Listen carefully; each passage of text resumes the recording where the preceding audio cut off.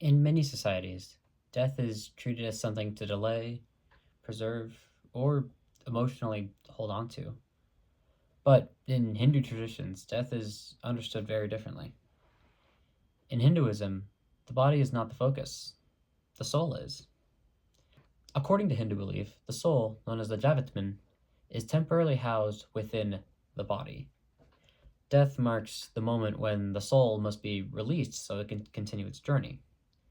The next stage may be rebirth or ultimate liberation from the cycle of life and death known as moksha. Because the soul does not leave the body instantly, death rituals are performed quickly, intentionally. These rituals are not meant to prolong mourning, but to push the soul forward, helping detach itself from the physical world. For this reason, Hindu funerals typically take place within 24 hours of death. The central ritual is cremation by fire, which is considered both sacred and necessary. Fire represents transformation and purification, breaking the bond between the body and the soul, returning the physical form back to the elements. Each element of the body is believed to correspond to one of the 5 classical elements. Prithvi, which translates to earth and is supposed to represent bones and flesh. Jala, which translates to water and is supposed to represent blood and bodily fluids.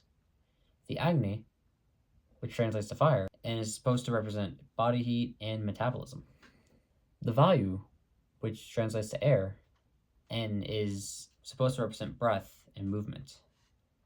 And lastly, Akasha, which translates to space, and ether, which is supposed to represent consciousness. Through cremation, the body is dissolved back into the universe, reaffirming the belief that physical form is temporary.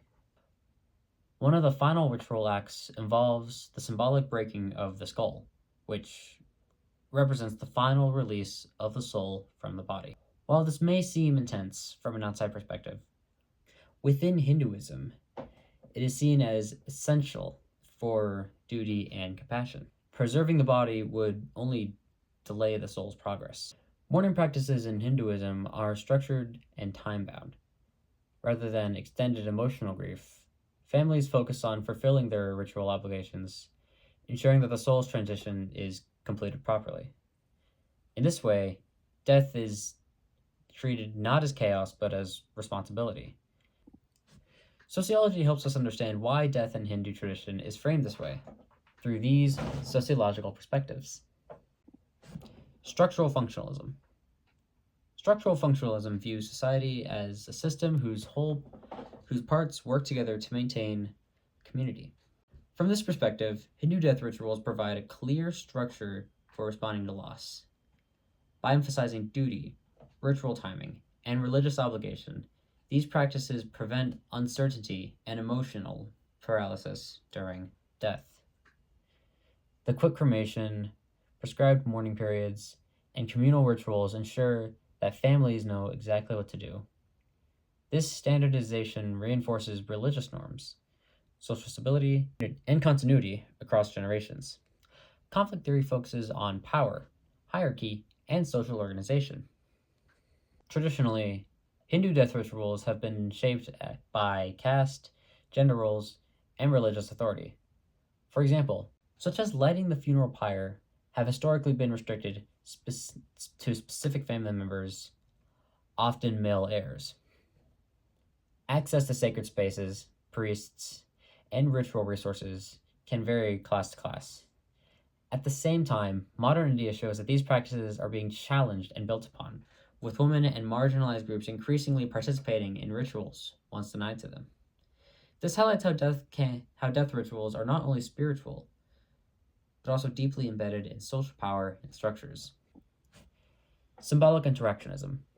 Symbolic interactionism focuses on meaning created through symbols in everyday interaction. In Hinduism, fire is not merely physical, it symbolizes transformation. The funeral pyre represents the soul's release from attachment and the impairments of material life. Ritual acts such as chanting mantras, circling the body, and releasing ashes into sacred rivers carry shared meanings understood by the community. These actions reaffirm beliefs about rebirth, detachment, and cosmic order. It is through these symbols death becomes intelligible, purposeful, and spiritually constructive. So, in conclusion, in Hindu tradition, death is neither feared nor delayed, it's fulfilled. By prioritizing the soul over the body and duty over emotion, Hindu death rituals reframe loss as transition. Sociology reveals how these practices maintain order, reinforce belief systems, and guide individuals through one of life's most profound moments. Death, in this view, is not an end, but a release.